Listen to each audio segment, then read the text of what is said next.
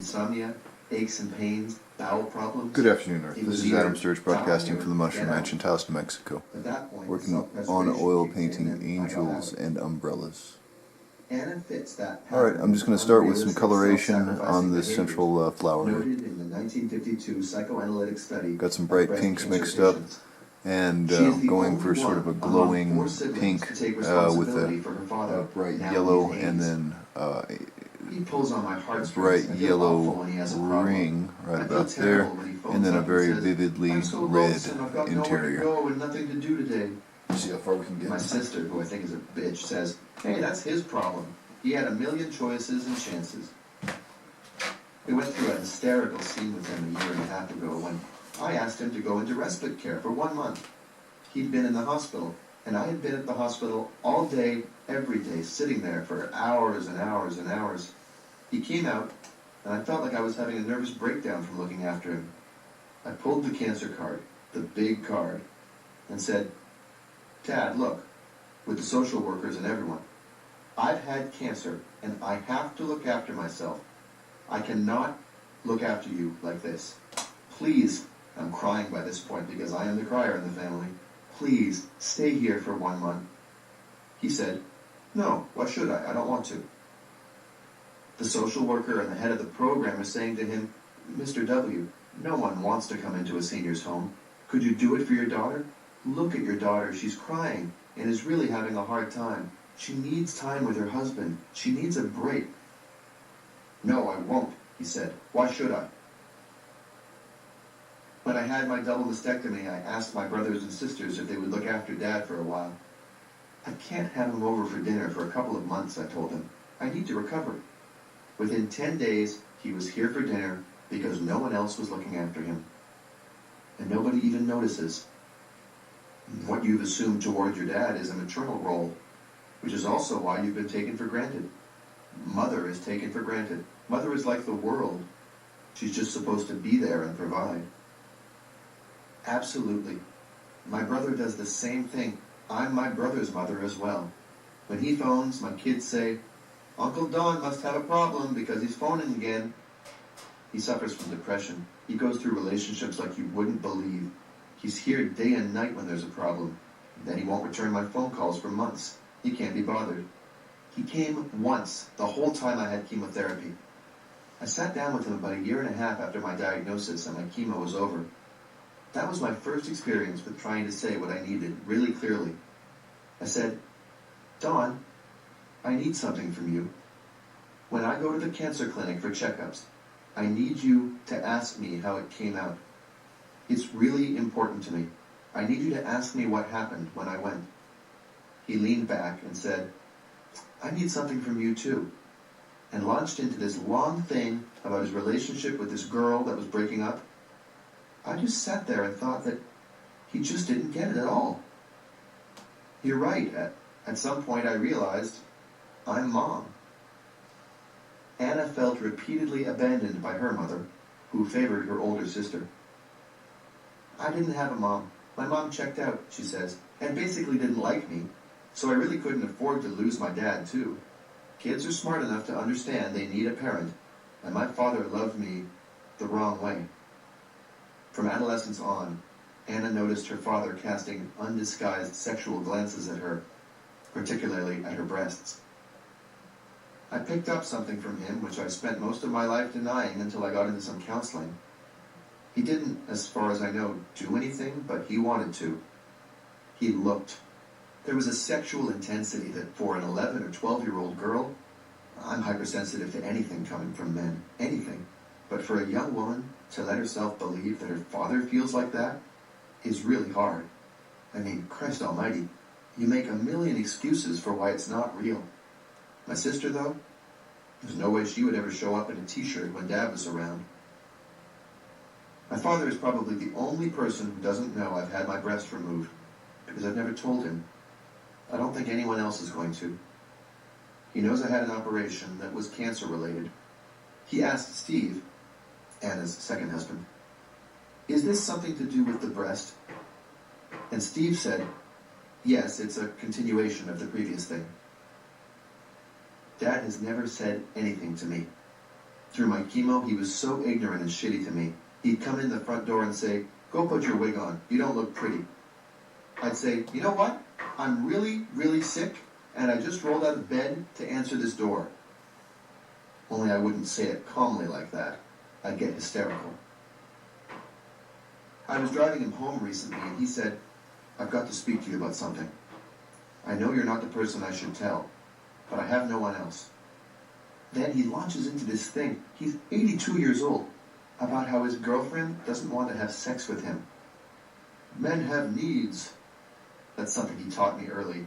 A wife must, he told me straight up, never say no to her husband when he wants sex, because if she does, he has the right to get it somewhere else. It's your duty to provide sex. Here he is telling me that he wants to have sex, and his girlfriend won't, and he has needs, and what is he supposed to do? I'm sitting here thinking, this is so inappropriate. You should not be talking to your daughter about this. Mind you, you could also say, "Dad, I don't want to hear this." But then he'd be embarrassed. He'd feel ashamed and think he'd done something. It's my job to not let him feel ashamed. At what point do I get to say, "I don't want to"? These are strange words for me in any situation. I'll lie to people. I won't answer the phone. I'll say, "I'm moving to Tibet, so I can't take part in that."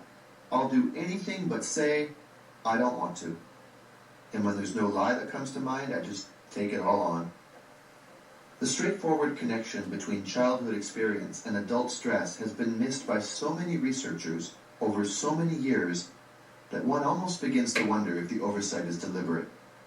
Adults with a history of troubled childhoods may not encounter more serious losses than others do, but their ability to cope will have been impaired by their upbringing. Stress does not occur in a vacuum.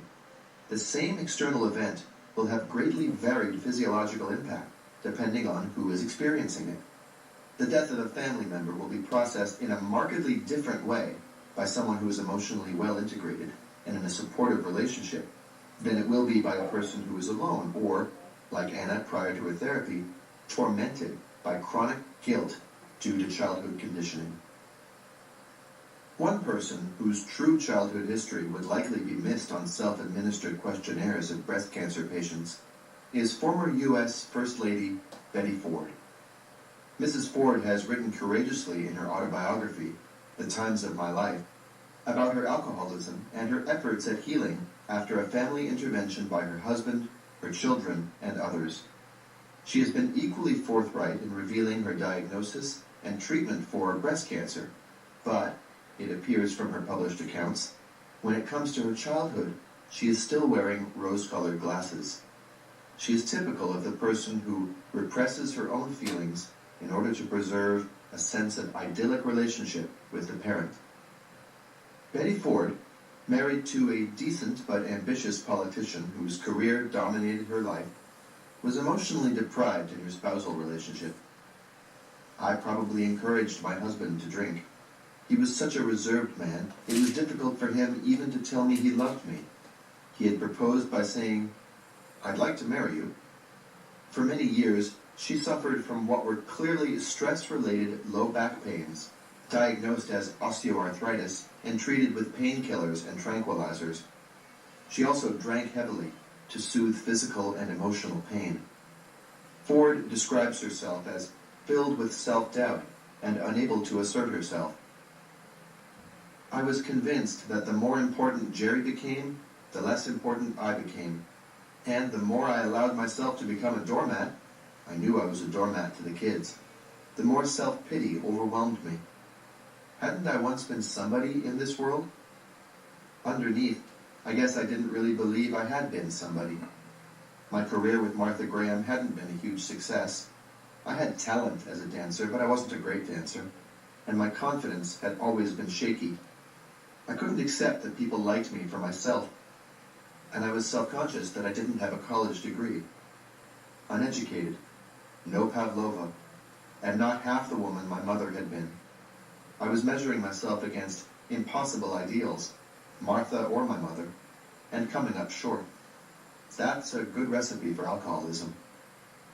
My mother was a wonderful woman, strong and kind and principled, and she never let me down. She was also a perfectionist, and tried to program us children for perfection. My mother never came to us with her problems. She just shouldered them. And she was my strongest role model, so when I couldn't shoulder my problems, I lost respect for myself.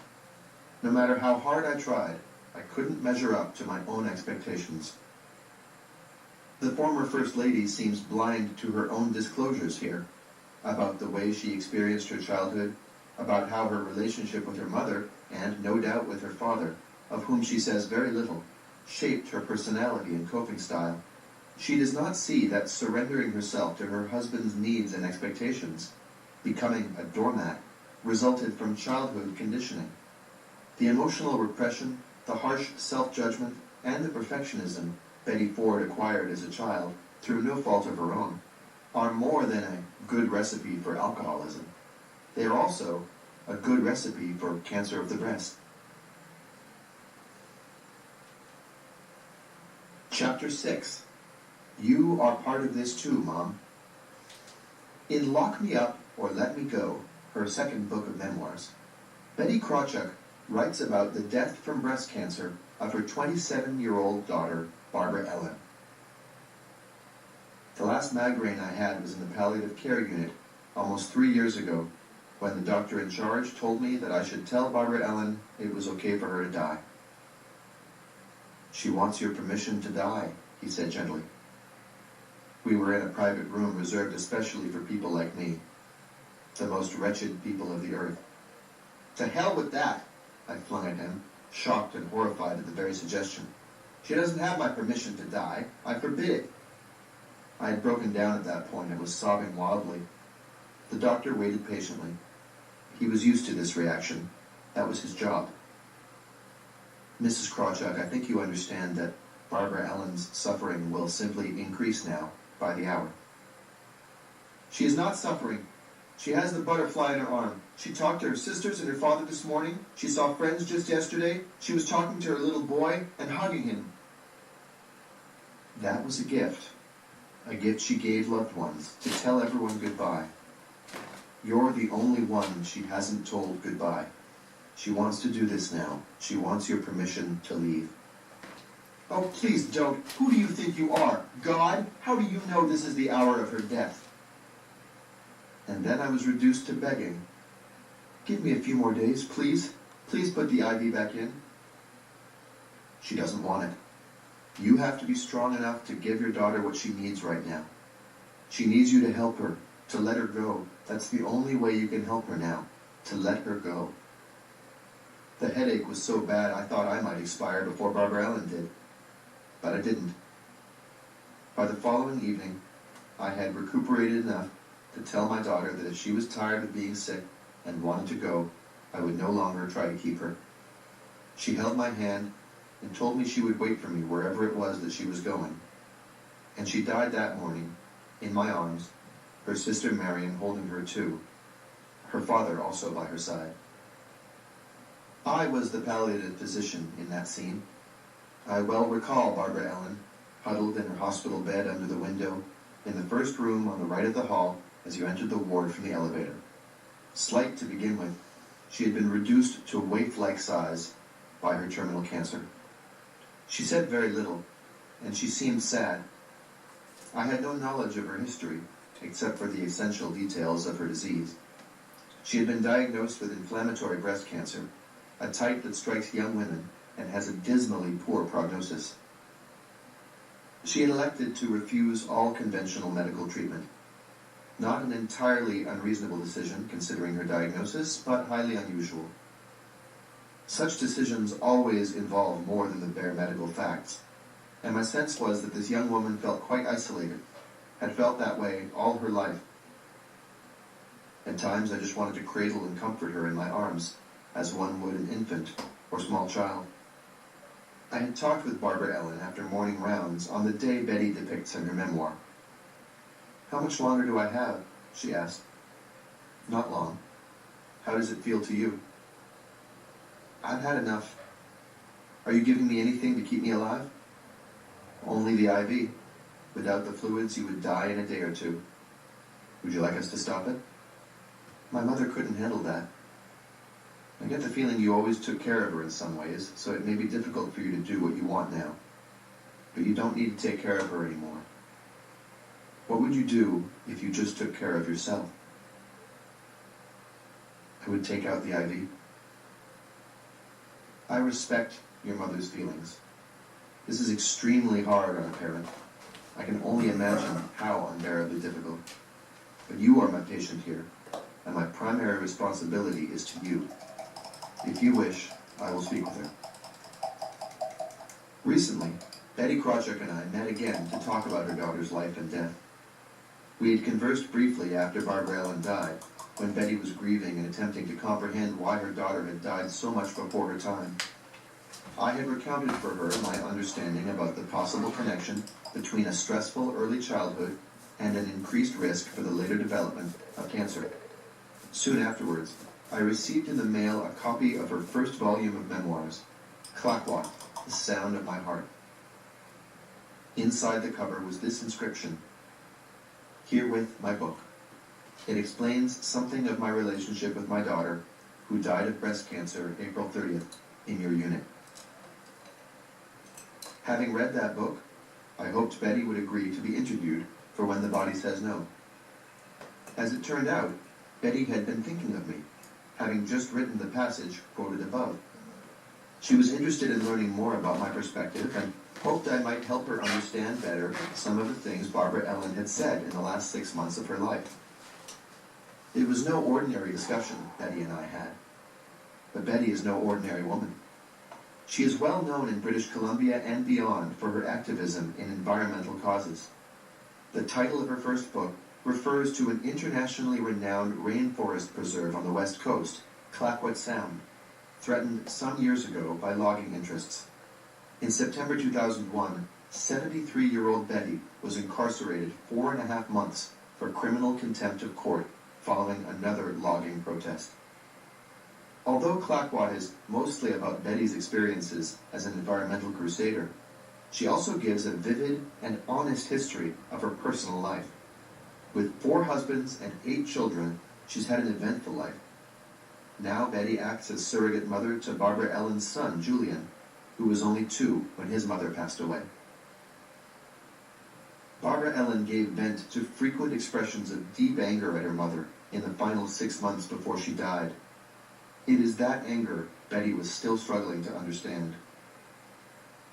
Betty Krawchuk was born in southern Louisiana, which at that time, she says, was mostly one big swamp. "I wasn't raised to be a protester," she writes in Clackwat. "I was raised a poor country southern white woman." Memory is so selective, so subjective. At a sibling confab several years ago, we were tickled and somewhat amazed to learn that we each, my brother and sister and I, had felt the others to be favored in the family. I know I felt the other 2 to have been favored. Actually, I still do. My brother was the older and the only boy, so he got most of the attention. What was left went to my sister because she was the baby and delicate to boot. I was a big, healthy girl who could amuse herself, so nobody took any special notice of me, which was just fine as far as I was concerned. You really didn't want my father to notice you. If he did, you were in trouble. Not that he beat any of us ever, but the threat was always there. We were there to be seen, not heard, and seen as little as possible. My mother was different. She was warm and loving. Although I always knew she favored my brother and sister, she was so full of love, some of it slopped over onto me, too. After I grew up, I once confronted my mother with my secret knowledge, and she was hurt and astonished and insisted that if she paid more attention to the other 2, it was because they needed her more than I did, that I was always more emotionally independent. Despite this apparent emotional independence, the young Betty suffered wild nightmares and nervous imaginings in the dark. She left home early, marrying the first grown man who came to court who could actually prove he was financially solvent. In short order, she left her husband, but not before bearing 3 children. He was a bit of a compulsive collector of intact hymens. He couldn't seem to stop after we got married, and finally collected 1 too many. 3 more marriages and 5 more children followed in the next 2 decades. Barbara Ellen was the 7th among them, born just before Betty moved to Canada in 1966. 6 kids in tow, and her 3rd marriage on the verge of breaking up. They lived in Kirkland Lake, Ontario. Her husband, a college instructor, was an emotionally distant workaholic who also drank. I didn't like John when he drank, she writes. He had a tendency to get impossibly self-righteous and accusatory, so I found myself avoiding the same social situations I'd originally reached out for, and my depression deepened. I began to look at John and wonder who he actually was. I thought that first winter in Kirkland Lake would never end, and that spring would never come. Actually, spring never did come. I think the 2 most frustrated people in that non-existent spring were me and the baby, Barbara Ellen. Betty found a way out of her relationship with her husband by falling in love with his department head at the college and relocating with him to British Columbia. It was mostly here that Barbara Ellen grew up, although there were moves back and forth between Eastern and Western Canada and between the United States and Canada. Betty's 4th marriage also failed, but over the years she found a truer sense of herself as a person, as a woman, and as an activist. Barbara Ellen was a sensitive child with health problems. At the age of 4, she began to have vomiting spells that nobody seemed able to diagnose. These bouts recurred intermittently over the years, and Betty feels now they were related to stresses in her daughter's life. As a young adult, Barbara became addicted to narcotic painkillers and tranquilizers that she would inject into her body. Right up to the time of her diagnosis with breast cancer, she was fighting her addiction to drugs. With no experience of stability, she was unable to establish an intimate, ongoing relationship with a man. She went from one relationship to another. Julian was born when Barbara Ellen was 25, but when she married shortly afterwards, it was not to her child father. That marriage didn't last long, says Betty. Martin was not able to cope with being married and having a little stepson. Barbara was highly intelligent, sensitive, and creative. A dancer, at one point she operated a ballet school for children. She was taking care of Julian and doing some teaching of dance classes in Vancouver when she discovered her cancer. She told me she had had this mammogram and they just wanted to do a mastectomy. She wasn't willing to accept that.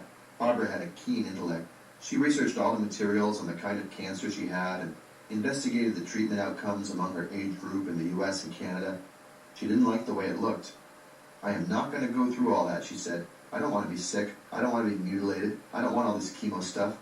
I'm going to treat it holistically and do the best I can with it.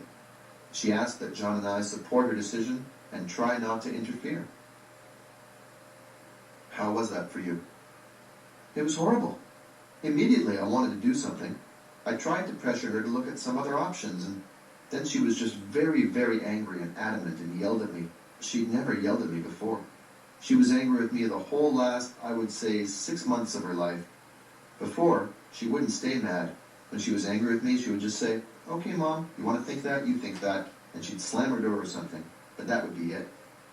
And that's not exactly an expression of anger, mostly of defeat and frustration. She was always hurt by me for some reason, and I don't know why. I think I was a terrible parent for this child. My personality was hurtful to her. You're full of tears here. Are you still feeling guilt about it? Maybe not so much guilt as a feeling that why couldn't they have given her to someone else who could have dealt with her? She was an extraordinary child in her sensitivity to the world, her understanding of the world, in her gentleness with the world. Gentleness. What was she like as a child? She was very precocious. Wherever I took her, people were impressed with her demeanor and level of, I don't want to say that she acted adult, but at her level of comprehension of the adult world. How about emotionally? Emotionally, she was a very loving and affectionate child. She was quite gentle and was always very loved by everyone, was always the teacher's pet. Other kids didn't seem to resent it, though. Do you have any sense at all that anybody ever tried to abuse her? The child is actually experiencing... Alright, take 2. Dead battery. And I was almost out of time anyway, so I barely got the lower portion done and moving around the rest of it. Trying to get this all done with this same palette mixed. It's actually kind of a tricky mixture to get that bright pink. a little Grumbacher red, a little rose red, a little touch of magenta, and then some white.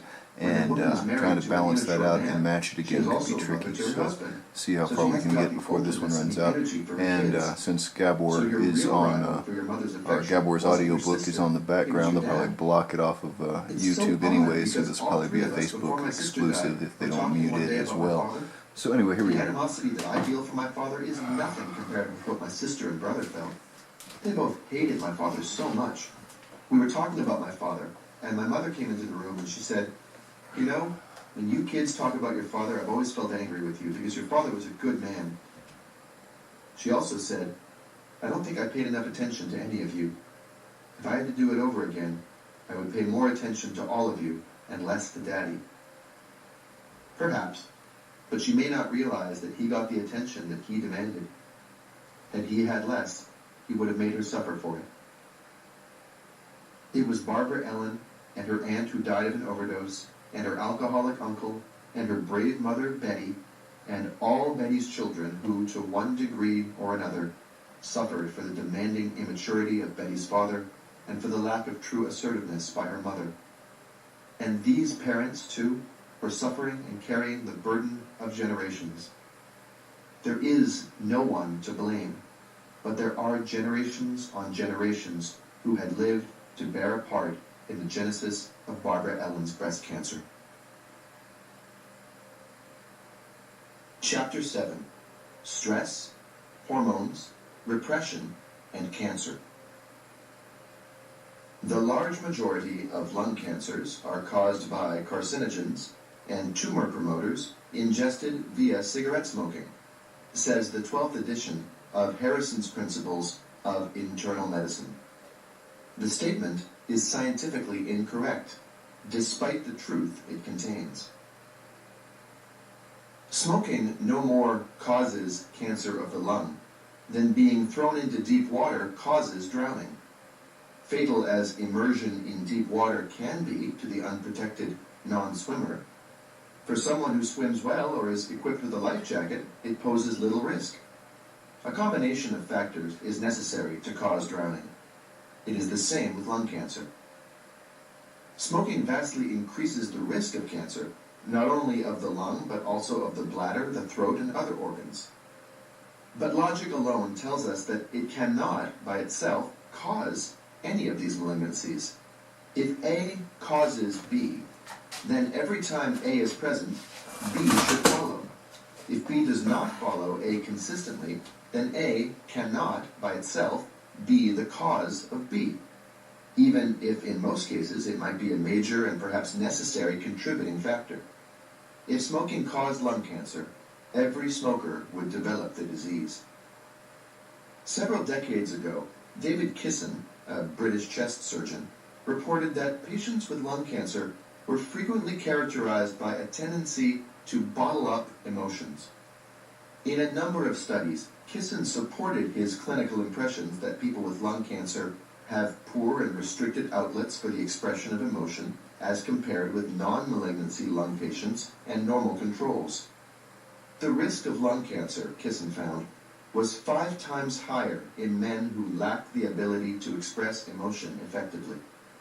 Especially intriguing was that those lung cancer patients who smoked but did not inhale exhibited even greater repression of emotion than those who did.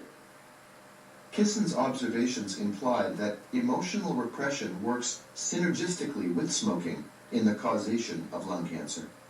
The more severe the repression, the less the smoke damage required to result in cancer.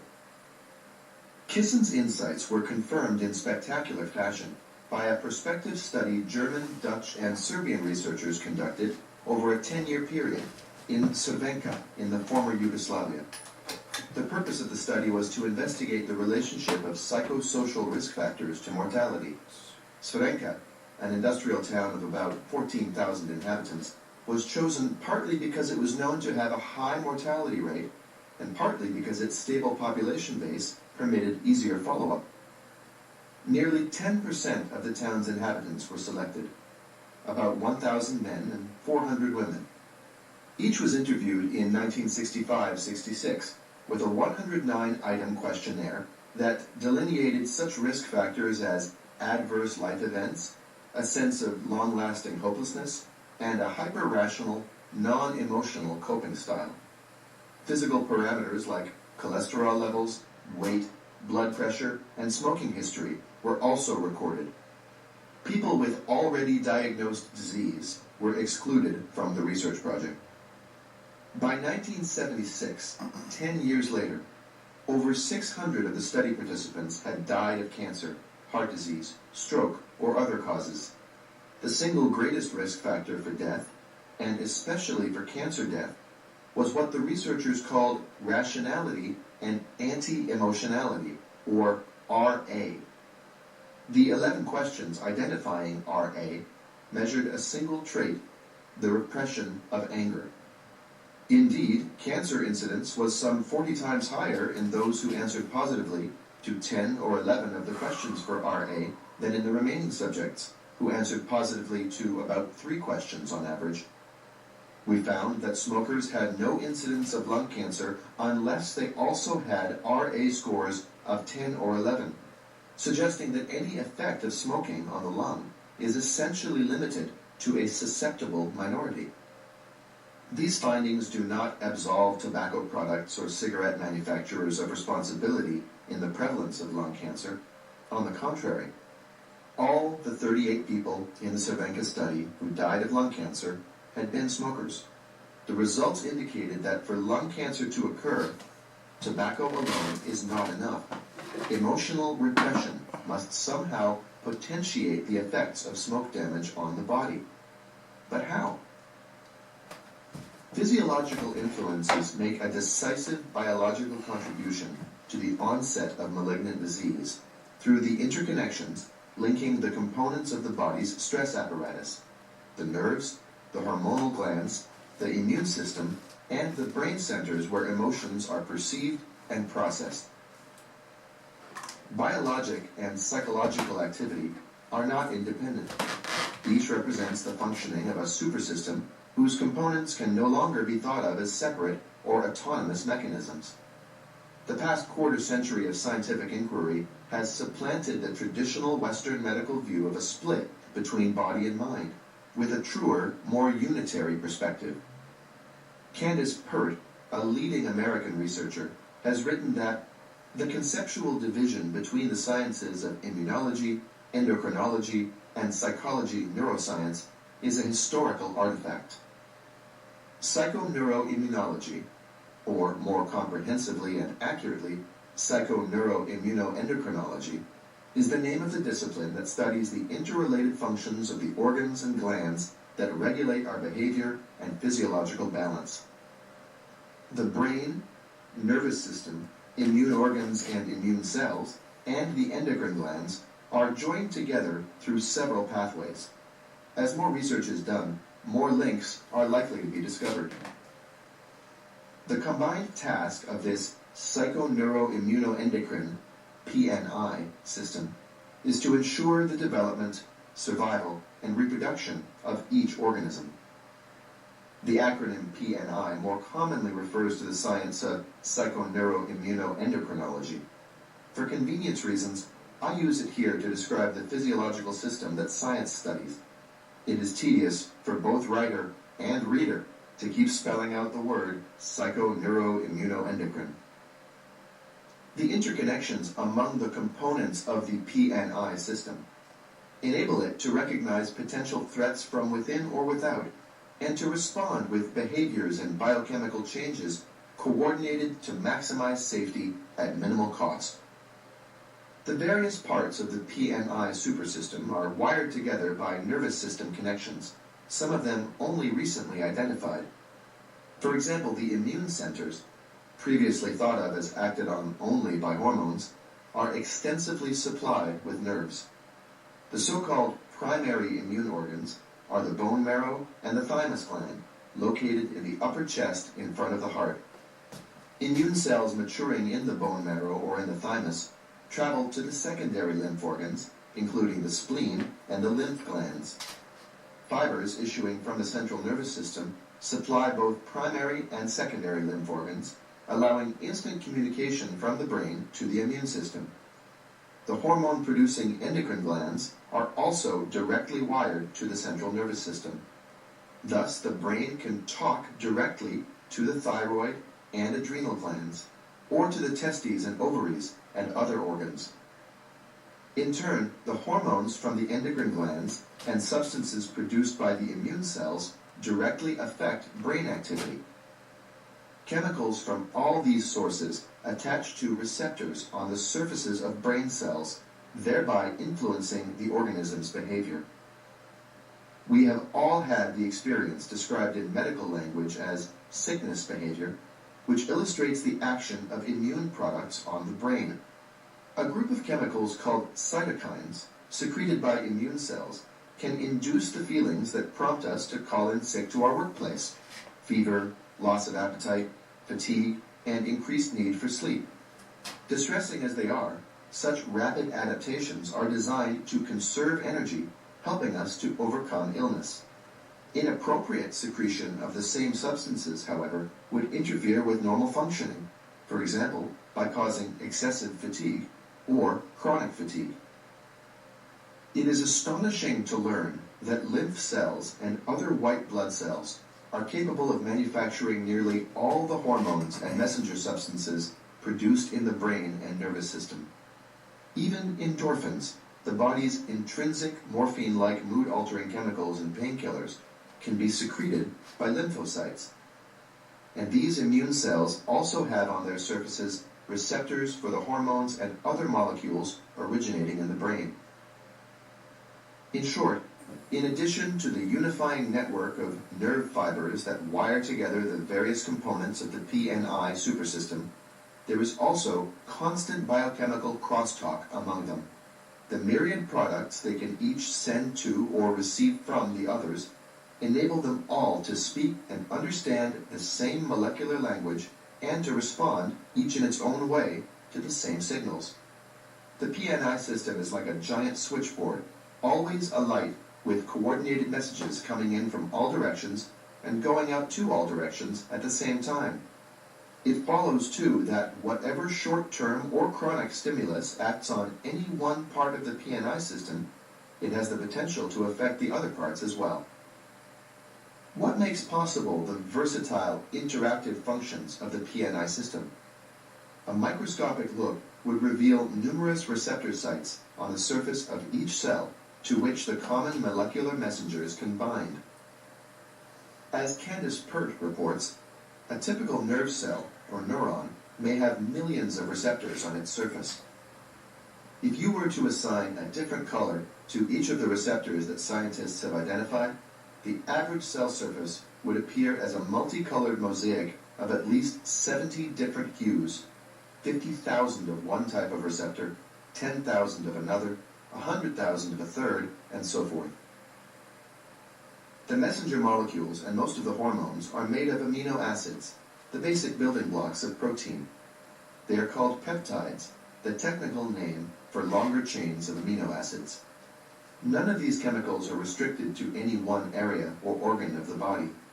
An eminent neuroscientist has suggested the term information substances to describe the entire group because they each carry information from one cell or one organ to another. There are multiple potential interactions between information substances emanating from each part of the PNI system and cell types in each other part.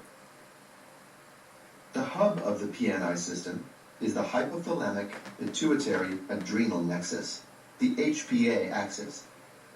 It is through the activation of the HPA axis that both psychological and physical stimuli set in motion the body's responses to threat. Psychological stimuli are first evaluated in the emotional centers known as the limbic system, which includes parts of the cerebral cortex and also deeper brain structures. If the brain interprets the incoming information as threatening, the hypothalamus will induce the pituitary to secrete an adrenocorticotropic hormone. ACTH, in turn, causes the cortex of the adrenal gland to secrete cortisol into the circulation. Simultaneously with this hormonal cascade, the hypothalamus sends messages via the sympathetic nervous system, the flight or fight part of the nervous system, to another part of the adrenal, the medulla. The adrenal medulla manufactures and secretes the flight-fight hormone adrenaline, which immediately stimulates the cardiovascular and nervous systems. The same influences that the organism is most likely to interpret as emotionally stressful are, not surprisingly, also the most powerful psychic triggers for the HPA axis. Psychological factors such as uncertainty, conflict, lack of control, and lack of information are considered the most stressful stimuli and strongly activate the HPA axis. Sense of control and consummatory behavior result in immediate suppression of HPA activity. Consummatory behavior, from the Latin consumare, to complete, is behavior that removes the danger or relieves the tension caused by it. We recall that stress-inducing stimuli are not always objective external threats like predators or potential physical disasters, but also include internal perceptions that something that we consider essential is lacking. This is why lack of control, lack of information, and, as we will see, unsatisfied emotional needs, for example, lack of love, trigger the HPA axis. Consummation of such needs abolishes the stress response. Given the biochemical and neurological cross-influences within the PNI system, we can readily understand how emotions are able to interact with hormones, immune defenses, and the nervous system. In cancer causation, disturbed hormonal activity and impaired immune defenses both play a role. Lung cancer is a prime example.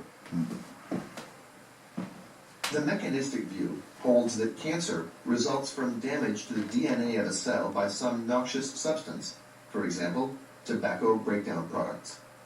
This perspective is valid as far as it goes, but cannot explain why some smokers develop cancers while others do not, even if the amount and type of tobacco they inhale are exactly the same. The unanswered questions are, why are the cells of some individuals more susceptible than those of others? Why does DNA repair occur in some people but not in others?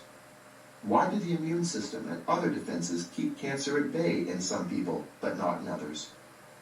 What accounts for vast differences in cure or disease progression from one person to the next, even when the identical cancer is diagnosed at exactly the same stage, and even when all other factors, age, gender, income, general health, are exactly matched?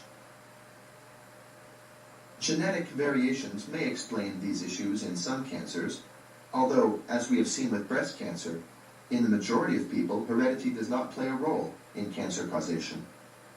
Lung cancer, specifically, is not a genetically transmitted disease, nor is the damage to genes in lung cancer due to heredity.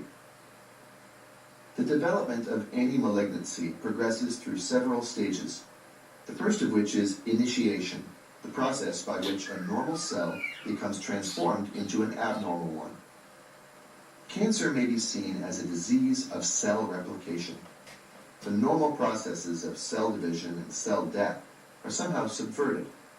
A cell that should give rise to healthy offspring escapes from control and divides into malformed facsimiles that replicate themselves without regard to the biological needs of the organism.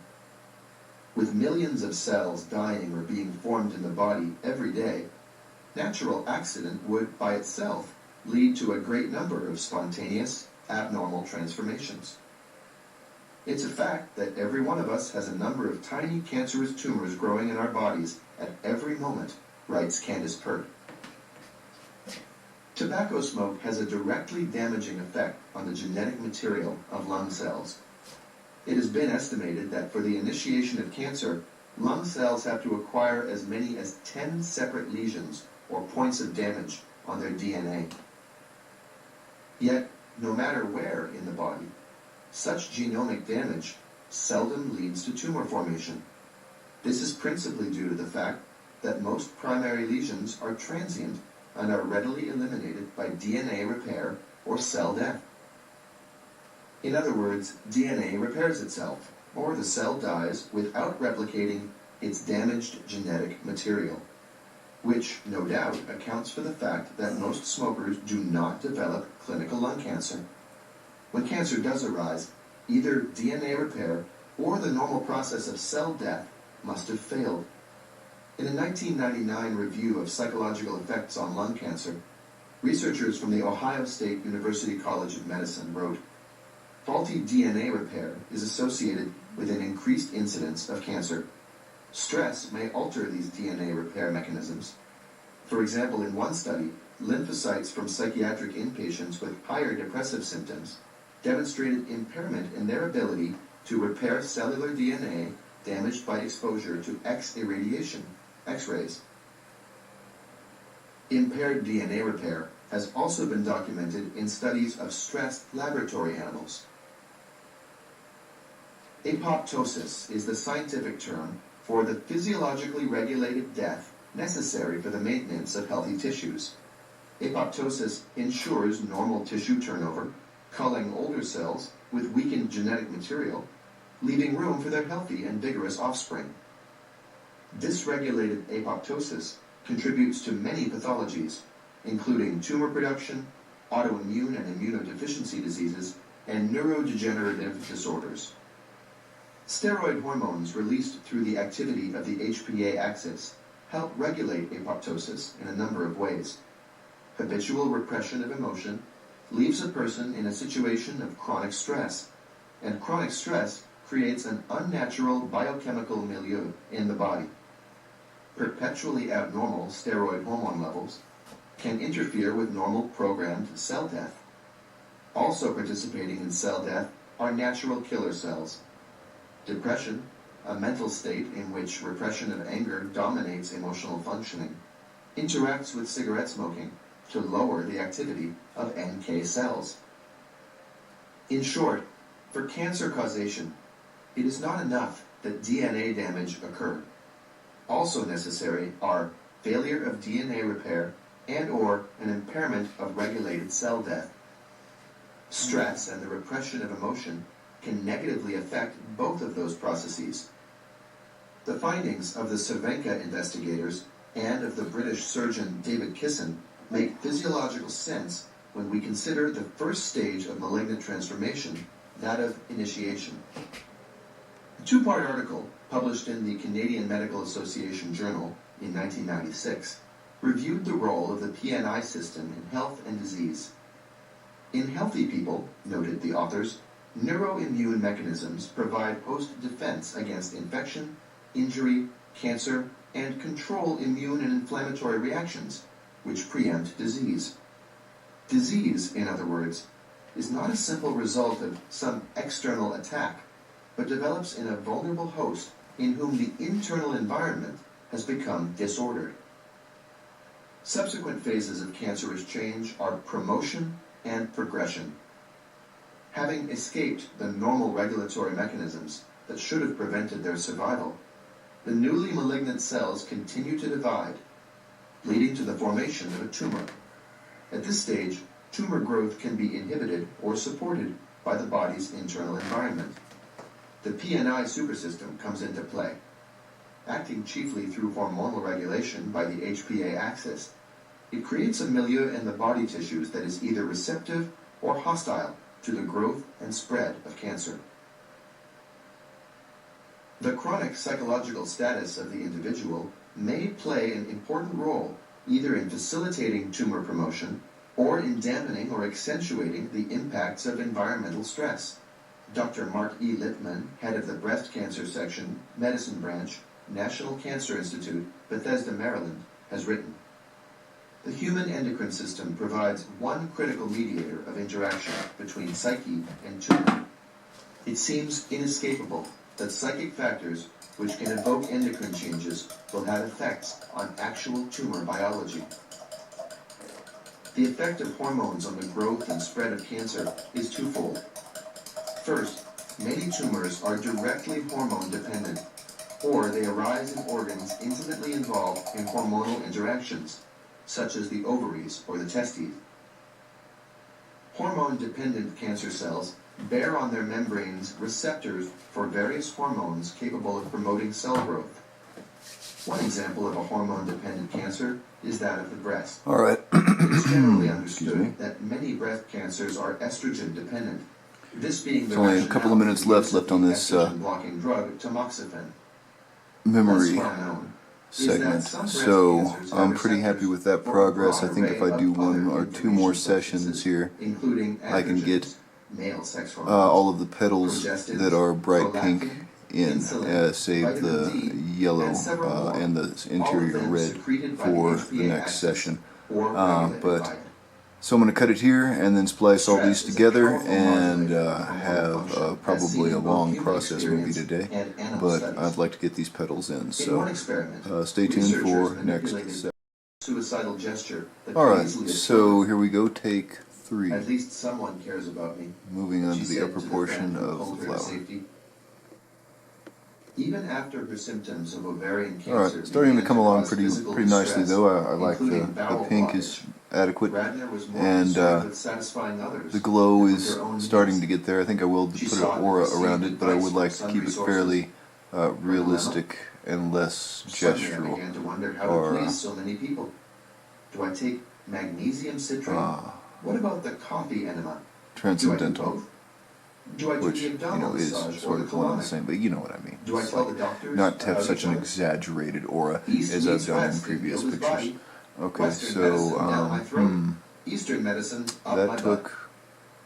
Alright, we'll see, because not all of that is going to have to be this delicate pink. I'm going to save these interior smaller petals are a brighter yellow, and then this right here is going to be dark red. So really I only need to do this part right here and this part right here. So hopefully I can get that in another 2 clips, so this won't be a 2-hour process video. I don't want anyone to actually have to suffer through I had that, become a so spokeswoman here we for the go. wellness community and a symbol of getting well. I'd been a model cancer patient, completely active in my own therapy. Now I felt like a living example that didn't work. I'm just a fraud, I thought. Only close to her death did Gilda finally learn that she could not be mother to the world. I couldn't do everything I wanted to do. I couldn't keep calling all the cancer patients I knew, and I couldn't try to help heal all the women with ovarian cancer, and I couldn't read every letter I received because it was ripping me apart. I couldn't cry all those tears for everybody else. I had to take care of myself. It is important to realize that you have to take care of yourself because you can't take care of anybody else until you do. Chapter 8. Something good comes out of this. Alright, let's see here. Ed was diagnosed after his general practitioner found a small nodule during a routine rectal exam. I went for a biopsy, he reports, and they did 6 hits on the prostate. They found an irregularity in 1 hit. Prostate cancer. Since then, I've looked at all the options, and it was all either slash, burn, or poison. I've spoken with a lot of men who have had their prostate removed, and some who have had radiation. It's been pretty lousy for most of them. You haven't had any medical treatment? I asked Ed. I've been to a naturopath and I am doing hypnotherapy, and I've been doing a lot of looking at myself and how I've lived my life. Ed's colorful phrase, slash, burn, or poison, refers to the 3 major types of treatment currently offered for prostate cancer: surgery, radiation, and chemotherapy. Although some patients come through such treatments without harm, others suffer unpleasant consequences such as urinary incontinence and impotence.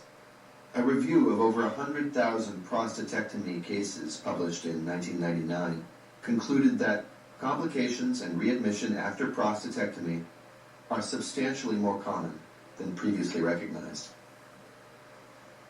Those risks might be acceptable if the treatments available cured disease or saved lives, but the evidence is ambivalent at best. The loud public campaigns urging men to undergo screening tests for prostate cancer by means of the rectal digital exam or the prostate-specific antigen, PSA, blood tests have no proven scientific basis. I think it's important for people to realize that once we find their prostate cancer, we still have no evidence that treatment works. Timothy Wilt, Associate Professor of Medicine at the Minneapolis Veteran Affairs Medical Center, told the New York Times. And that's really the whole crux of the screening issue. If treatment doesn't work, why are we using the PSA to look for tumors? Supporters of aggressive medical approaches ought to be disheartened by statistics gathered by Dr. Otis Brawley, a medical oncologist and epidemiologist at the U.S. National Cancer Institute. In places where screening is widely practiced, the incidence of diagnosed prostate cancer goes up, and the number of men being treated increases, but the death rate from prostatic malignancy remains unchanged. If anything, prostate cancer mortality rates were slightly higher in the intensely screened areas. Also disturbing are findings published in the Journal of the National Cancer Institute that men aggressively treated for prostate cancer had a higher chance of dying of other cancers than men who did not receive any medical intervention. Although some prostate cancer probably should receive treatment, at this point it is not known exactly who would benefit from intervention. Most prostate cancers are very slow to develop, so much so that the man is likely to die before the malignancy triggers any health problems, if it ever would. In other cases, the cancer is so aggressive that by the time of diagnosis, treatment makes no difference. Since there is no reliable way of deciding when treatment works, what are people who survive their prostate cancer really surviving? Their treatment or their disease? In the case of prostate malignancy, medicine as it is commonly practiced simply does not apply the usual scientific standards. Public opinion is based on the common sense view that the sooner a condition is discovered, the more likely doctors will be able to cure it. Convinced that medical interventions save their lives, celebrities like General Norman Schwarzkopf, the golfer Arnold Palmer, or the Canadian Federal Cabinet Minister Alan Rock, all diagnosed with prostate cancer after screening tests, act as persuasive advocates of early diagnosis. Men need to let science, not the latest public figure endorsing PSA testing, help them make a decision about prostate cancer screening and treatment, Dr. Otis Brawley told the Journal of the American Medical Association. Despite scientific confusion, bias toward treatment is powerful. Few doctors are willing to let nature take its course in the face of potential disease, even if the value of intervention is questionable. And men, even if well-informed, may choose to do something rather than tolerate the anxiety of inaction. But patients always deserve to be told what is known about prostate cancer, and, just as important, all that remains unknown. Prostate cancer was the first human malignancy to be linked with hormonal influences. Just as cancer of the breast may improve in women who have their ovaries removed, so castration leads to a shrinking of prostate tumors due to diminished levels of androgens, or male hormones. Orchidectomy, the surgical removal of the testicles, remains part of the treatment arsenal, as does the administration of powerful medications blocking the effects of the male hormones. Such chemical castration is the first-line treatment now offered men with metastatic prostate cancer. Given the strong connection between hormone levels and emotions, it is striking how completely medical research and medical practice have ignored psychological influences on the causation of prostate cancer and have eschewed more holistic approaches to its treatment. There has been virtually no investigation of personality or stress factors in prostate malignancy. Textbooks ignore the subject. The neglect of potential links between stress, emotions, and prostate cancer is all the less justifiable given what is already known. By their 30s, many men will have some cancerous cells in their prostate, and by their 80s, the majority are found to have them. By the age of 50, a man has a 42% chance of developing prostate cancer. Yet relatively few men at any age will progress to the point of overt clinical disease. In other words, the presence of cancerous prostate cells is not unusual even in younger men, and it becomes the norm as men get older. Only in a minority does it progress to the formation of a tumor that causes symptoms or threatens life. It is worth asking how stress may promote the development of malignant disease. What personality patterns or life circumstances may interfere with the body's defense mechanisms, allowing the already present cancer cells to proliferate? As I arrived to interview Ed, a wiry man with a body and face of someone years younger than his age of 44, he turned to his wife, Jean, who was just leaving to go shopping. "It's a pain in the ass," he said, "but I have to go look at so-and-so's truck for him. It's not starting." "Let me ask you something right away," I begin. "Sure." "You're saying that looking at this guy's truck is a pain in the ass. Now, that's an interesting metaphor anatomically when used by somebody who has cancer of the prostate. How easy has it been in your life to say no to things that were actually more of a pain in the ass than a benefit to you?" "I really don't say no. I try to help people all the time." "Even if it's a pain?" "Yeah.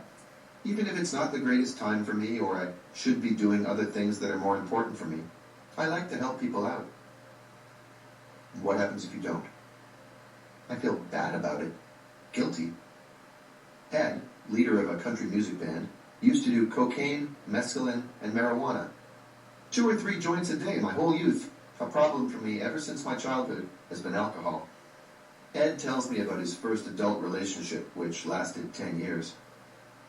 He lived with an older woman whose 2 children he helped to bring up, drinking daily to suppress his unhappiness. And that relationship came to an end when his partner had an affair. I threw in the towel. I said, "I don't want to put up with this." I never screwed around, even though I felt like it. From that day on, I quit drinking for a year and a half, started jogging, and doing what I wanted to do. I had this free feeling, like this huge weight was off my chest. I could do anything I wanted to, and I felt so good about myself. How much are you drinking these days? Maybe about 4 beer a day, every day. What does it do for you? Jean and I got hooked up, and her problems become my problems, and it just gets heavier and heavier and heavier, and then I start with alcohol again. So in some ways, you are not happy in this marriage. I guess the biggest thing is the control factor. I've allowed Jean to take control of this marriage because of her multiple sclerosis and because she came from such an abusive marriage. Jean has MS. For her story, see Chapter 18, The Power of Negative Thinking. She was dictated to, told what clothes to wear and all that kind of stuff. What in turn it's done is made me cower in this marriage. So you see yourself as being controlled. How do you feel about that? I'm resentful. And how do you deal with it? I hide it. You don't tell her that you don't like it? No, I don't. What does that remind you of? My childhood? Exactly. Although Ed had told me previously that he had had a very great upbringing, it soon became evident that he had felt controlled by his parents and full of guilt if he failed to meet their expectations. He recalled he had received what he called deserved spankings, which, on further inquiry, turned out to have been beatings with a belt administered by his father from about age 8 on. He believed that that was the best way of doing things. What do you believe? Well, now, I don't think that was the best thing he could do, but you really don't have much choice when you're a young child. I wanted to be a good person. When you're a child looking at your father, you don't know what he's supposed to be because you want your dad to be perfect, and you want to be a perfect child. One of the puzzling features of prostate malignancy is that while testosterone, the hormone people have been led to believe is responsible for male aggression, seems to promote its growth, this cancer is most typically a disease of older men. Yet the body's production of testosterone declines with aging. Nor have men with prostate cancer been shown to have higher than average blood levels of testosterone. As with estrogen receptors in breast cancer, it appears the sensitivity of tumor cells to normal concentrations of testosterone must have been altered.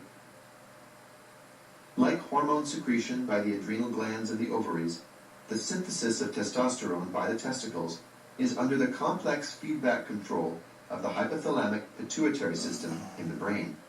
That network, highly reactive to stress and emotions, sends a cascade of biological substances into circulation. Emotional factors can directly influence male sex hormone functioning for good or ill, just as the female hormone estrogen from the ovaries, or adrenaline, cortisol, and other hormones from the adrenal glands are affected by psychic events. It so happens that in a small series of patients, surgical removal of the brain's pituitary gland did show positive results in the treatment of prostate cancer. Testosterone gets a bad rap.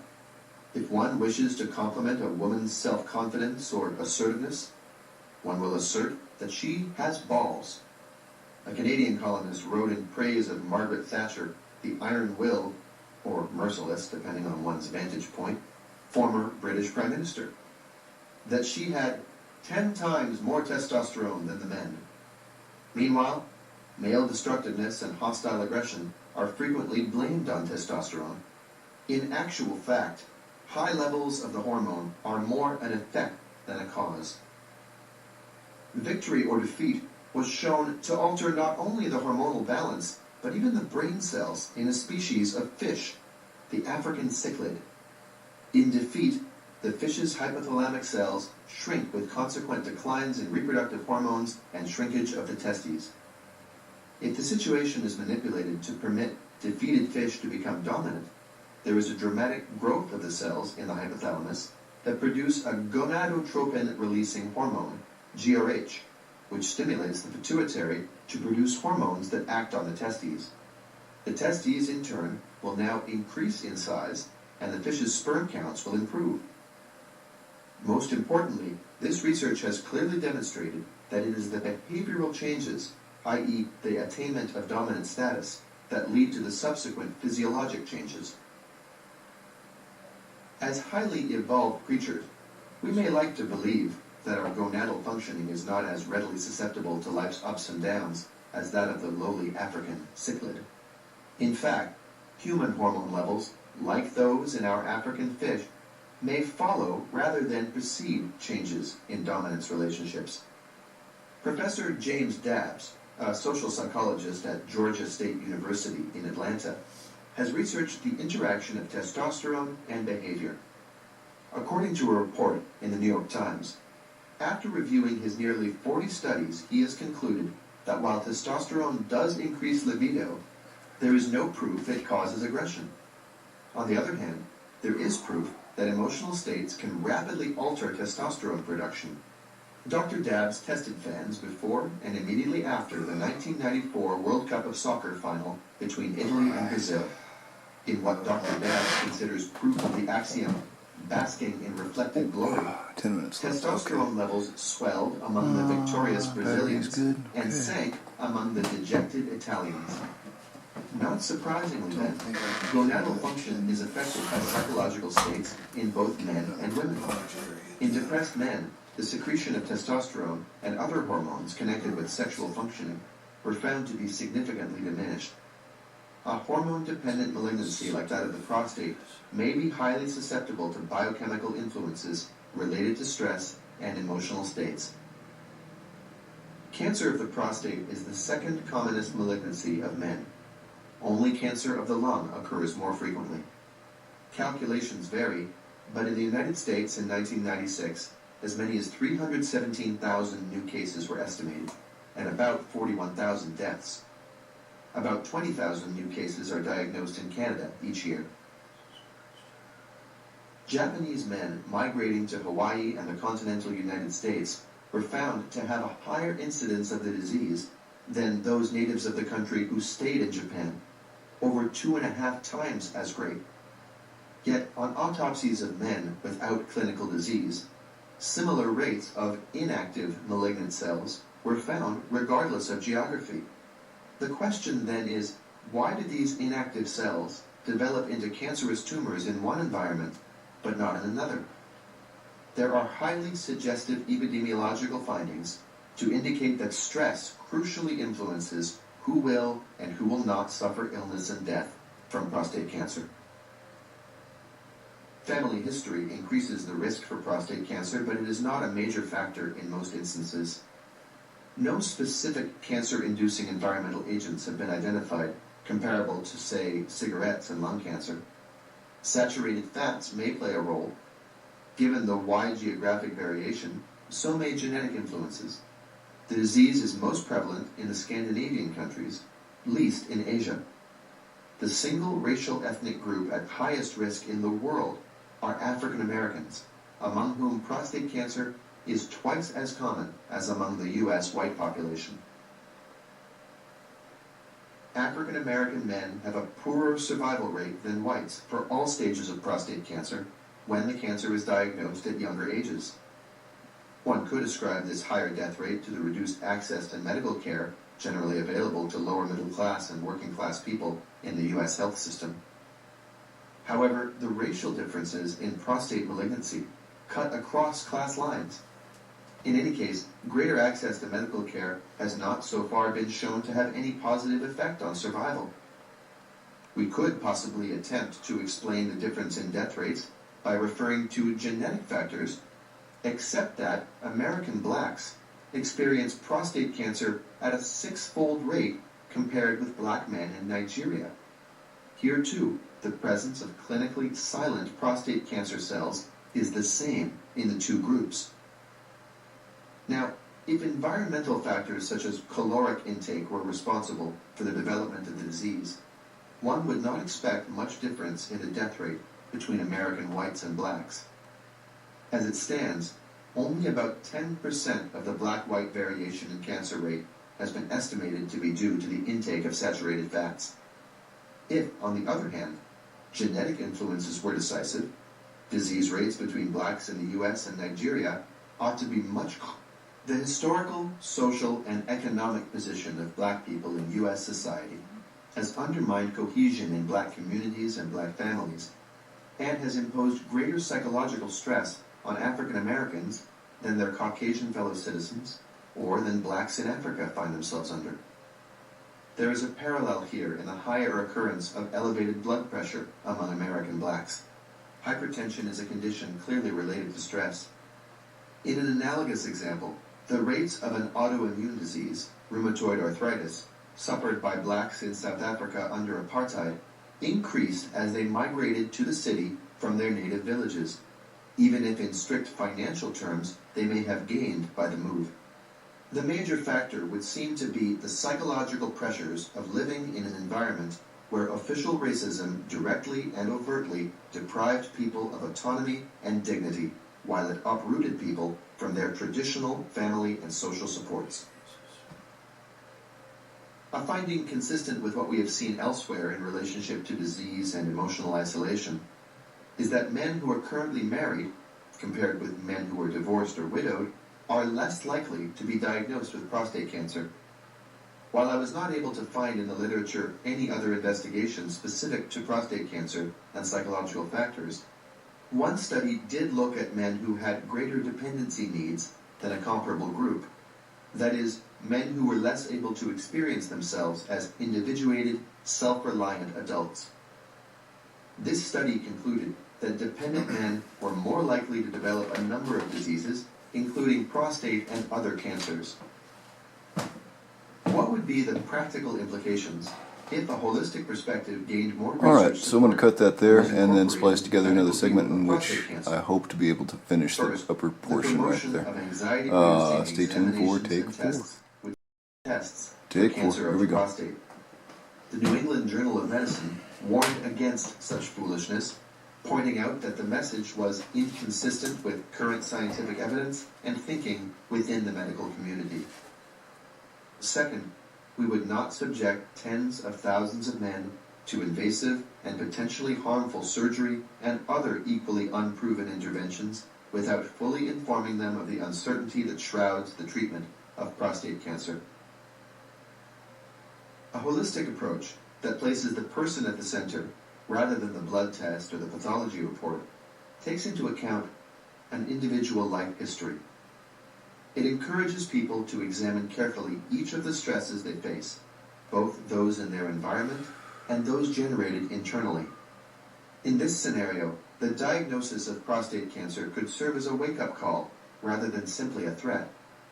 In addition to whatever treatment they may choose to receive or not receive, men who are encouraged to respond reflectively, taking into account every aspect of their lives, probably increase their chances of survival.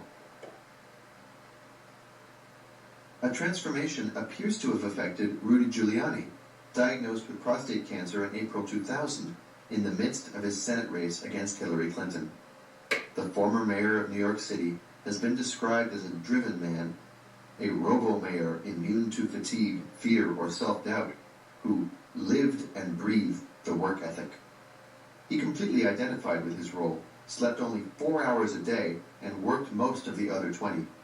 It was said of him that he could not abide being away from the center of the action. He had to have a hand in everything, needing to be in control, barking orders like a general. He had failed to show compassion to suffering individuals and groups, and had displayed emotional tightness to an extreme degree. After his diagnosis, he made a remarkable public confession. Referring to his cancer, he said, "It makes you figure out what you're all about and what's really important to you and what should be important to you. You know, where the core of you really exists. And I guess because I've been in public life for so long, in politics, I used to think the core of me was in politics. It isn't. There is something good that comes out of this. A lot of good things come out of it. I think I understand myself a lot better. I think I understand what's important to me better. Maybe I'm not completely there yet. I would be foolish to think that I was in a few weeks. But I think I'm heading in that direction." In contrast to prostate cancer, another hormone-related cancer of the male genital tract, that of the testicle, has been a success story of medical and surgical oncology. Whereas this rare disease used to be the third leading cause of cancer death among young men, it is no longer even in the top 5. The cure rate with early diagnosis is now over 90%.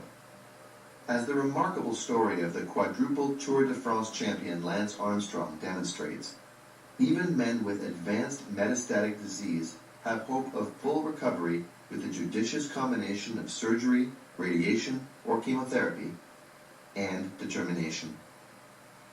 When I was working in palliative care, an oncologist at the British Columbia Cancer Agency asked me to speak with Francis, a 36-year-old with cancer of the testicle, not because he needed palliation, but because he didn't. Although the tumor had spread to his abdomen by the time Francis was diagnosed, with appropriate treatment, he still had a better than 50-50 chance of a complete cure. The problem was that he was refusing all medical intervention. The oncologist hoped that my counseling skills might help to reverse his patient's negative attitude. The medical statistics promising cure, or at least prolonged life, did not interest Francis. He based his refusal on religious grounds, arguing that since God sent him this disease, it would be impious of him to resist it. He said he was not afraid of treatment, he simply felt it was wrong to even consider it. I tried to approach his obstinate denial of life from every angle that came to mind. Was it some childhood guilt that he felt merited punishment? It was evident that personally Francis was isolated in life, with no family or close ones. Was he depressed? Was this a form of medical suicide? I asked, non-believer as I was, whether perhaps it was blasphemous in him to claim to know God's will. If God indeed had sent him the cancer, could he not have intended it as a challenge for Francis to overcome and learn from? Further, if God was the source of the illness, was he not finally also the source of the medical knowledge that made a cure highly probable? I asked all these questions, but mostly I just listened to Francis. What I heard was the voice of a very confused and lonely man who was adamant in his refusal to save his life. He stuck firmly to what he felt were unshakable religious principles, despite the express disagreement about his ideas from the elders of his church. They told him that his interpretation of their denomination's teaching was wayward and unjustified. They offered to support him through treatment and convalescence, all to no avail. Francis is one of 3 or 4 men I have ever seen with cancer of the testicle. Although the incidence of this malignancy is rising, in the United States there are only about 6,000 new cases each year. In Canada, about 1/10 of that number. There have been no studies of the emotional or personal histories of the men who develop it, only of the psychological consequences. There are remarkable similarities between what little I did learn of Francis's life, the published autobiography of Lance Armstrong, and the experiences of Roy, a young man I knew well, whom I interviewed for this chapter. Armstrong first noticed a slight swelling of his testicle in the winter of 1996, and began to feel uncharacteristically short of breath next spring. His nipples felt sore, and he had to drop out of the 1997 Tour de France owing to a cough and low back pain. Athletes, especially cyclists, are in the business of denial, Lance Armstrong writes. It wasn't until September, when he coughed blood and his testicle became painfully enlarged, that he finally sought medical attention. By then, the cancer had spread to his lungs and brain. When it comes to cancer of the testicle, it is not only cyclists who are in the business of denial. 30-year-old Roy first felt the swelling in his left testicle in mid-2000, but put off going to his family doctor for another 8 months. In the meantime, he told no one. I was a little embarrassed, and secondly, I was afraid of getting bad news, he says. According to a British study, such reluctance to get help is not untypical with this disease.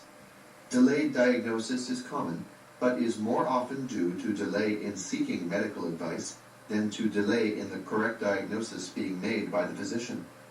The maximum period of delay between symptoms and orchidectomy was 3 years, with a mean delay of 3.9 months.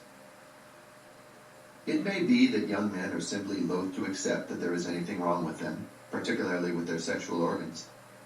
But logic would suggest the opposite. If masculinity were the issue, young men would likely run for help as soon as they noticed an abnormality with their testes, just as they do, for example, when they notice their hair thinning owing to familial baldness. Certainly, when we look at Roy's life and at the autobiography of Lance Armstrong, we see deeper motives for the denial of their disease. I have known Roy and his family since he was 8.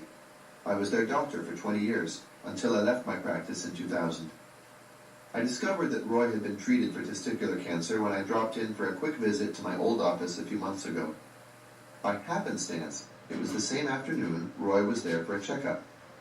By then, I had already read Lance Armstrong's book, It's Not About the Bike, My Journey Back to Life.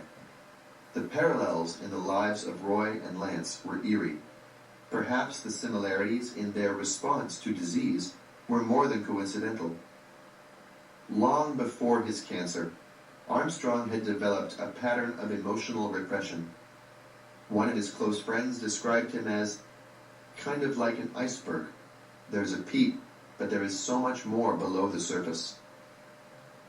Armstrong never knew his biological father, whom he contemptuously dismisses as his DNA donor. His mother, Lindy Mooneyham, the daughter of divorced parents, was 17 and abandoned when she gave birth to Lance, her first son. Linda's father, an alcoholic Vietnam veteran, gave up drinking to his credit the day his grandson was born. Linda was a spirited and independent-minded young woman, but given her circumstances, also a very needy one, hardly an adult. As Lance was to write, in a way, we grew up together. When Lance was 3, Linda remarried. The stepfather, Terry Armstrong, is described by Lance as a small man with a large mustache and a habit of acting more successful than he really was. He professed Christian principles, but, despite them, beat Lance regularly. The paddle was his preferred method of discipline. If I came home late, out would come the paddle. Whack. If I smarted off, I got the paddle. Whack. It didn't hurt just physically, but also emotionally. So I didn't like Terry Armstrong. I thought he was an angry testosterone geek, and as a result, my early impression of organized religion was that it was for hypocrites. As the adolescent Lance was to learn, his stepfather also engaged in extramarital affairs. I could have dealt with Terry Armstrong's paddle, but there was something else I couldn't deal with, writes Lance, referring to his stepfather's infidelities. The marriage broke up. Roy is also the firstborn, the child of an ill-tempered and violent man who used to beat his wife and his son. I remember one thing that my dad did. He tied my wrists and tied my ankles and put me out in the backyard. I don't remember how long he left me out there, but what really bothered me was that the guy who lived upstairs was looking out the window at me and laughing at me. How the fuck can you do that to a kid? Obviously, it bothers me to this day. Was your mom around? I think my mom was at work. Roy looked upon his mother as his ally. Very early, he took on the role of defending her against her husband's violence. Lance Armstrong's mother was also unable to protect her son from being beaten. It is inevitable that a child in that situation would have deep hurt around that failure, and anger not only at the abusive stepfather, but also at the mother who could not keep him safe. Lance seems unaware of any such feelings, and that is the source, I believe, of his propensity to deny and ignore his pain. If it was a sufferfest, Lance writes about his teenage attraction to endurance sports, I was good at it. As indicated in the passage quoted above, he had greater difficulty enduring his mother's betrayal by her husband than his own harsh treatment. The child of an unhappy mother will try to take care of her by suppressing his distress so as not to burden her further. His role is to be self-sufficient and not needy. Recall my reflexive suppression of a limp after minor knee surgery. When 25-year-old Lance was given his cancer diagnosis, he was quite unable to tell his mother directly. I wasn't strong enough to break it to my mother that I was sick, he writes.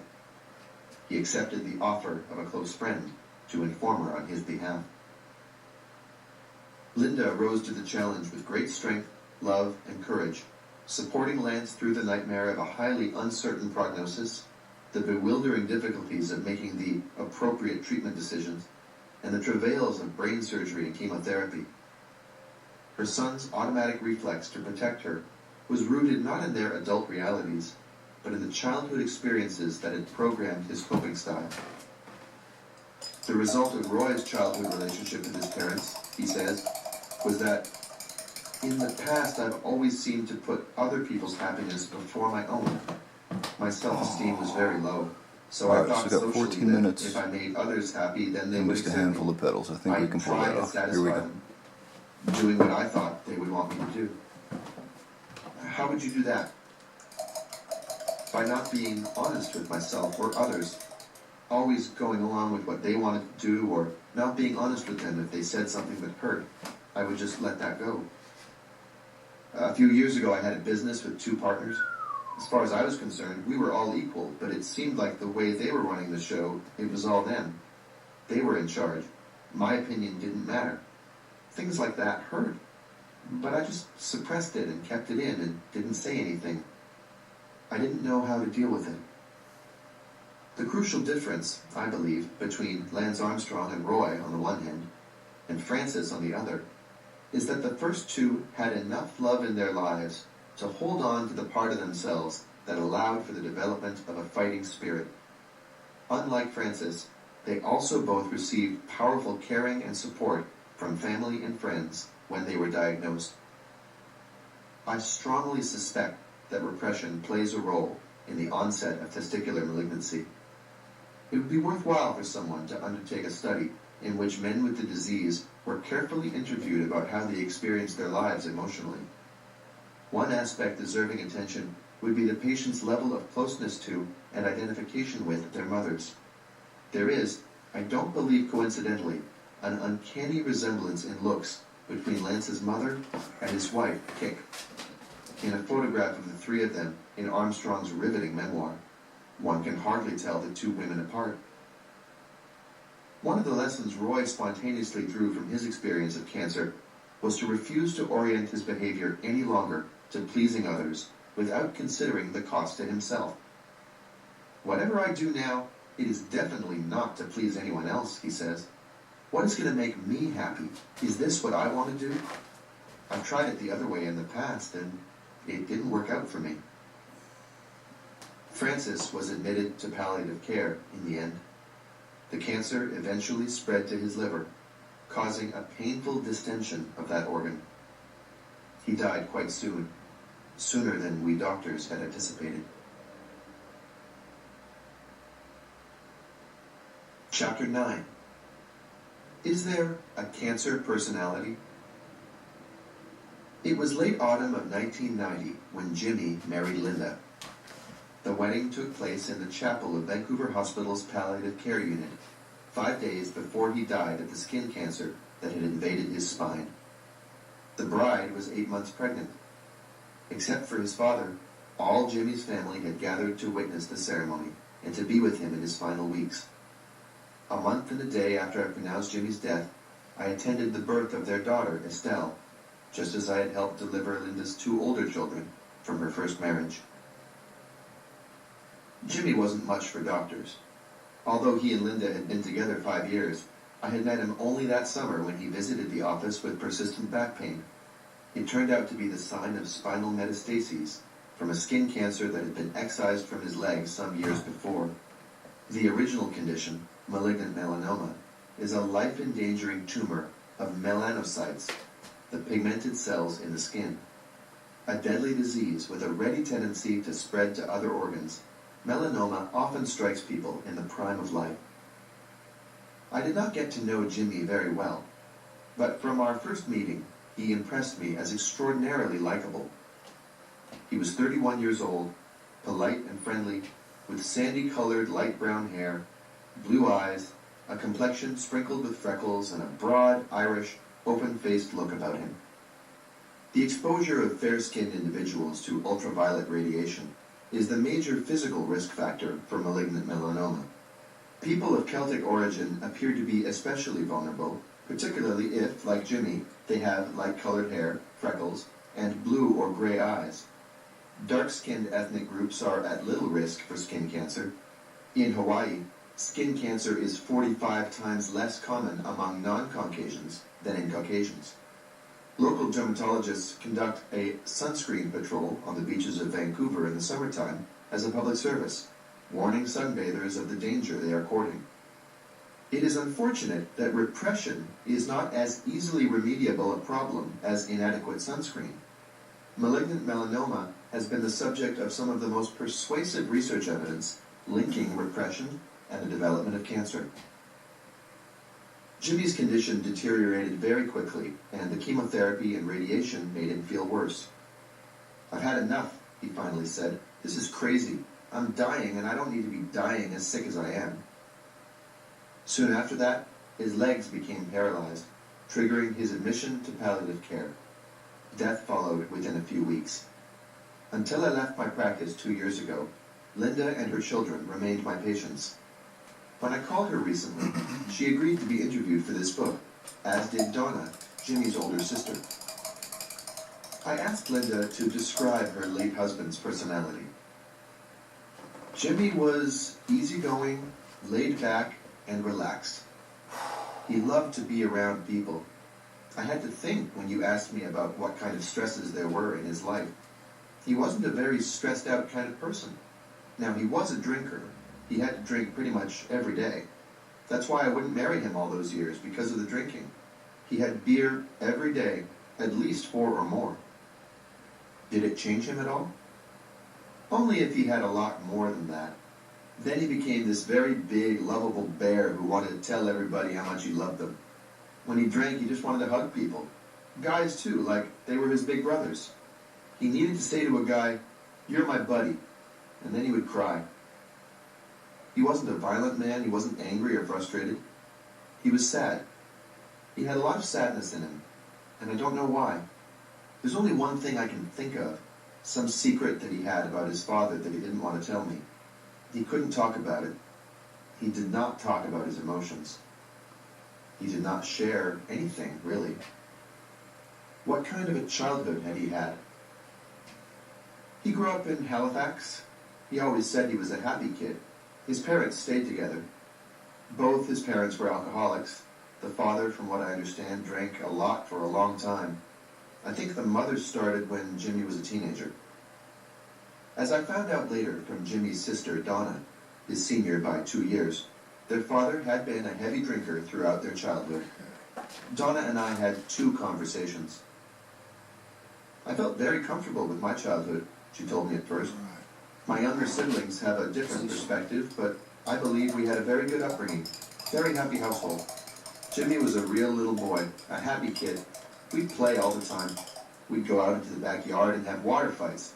You know, those little spray guns. I just see him as a kid with a real happy face. How do you recall your parents? My father was the nicest, friendliest man around. He was a very funny man.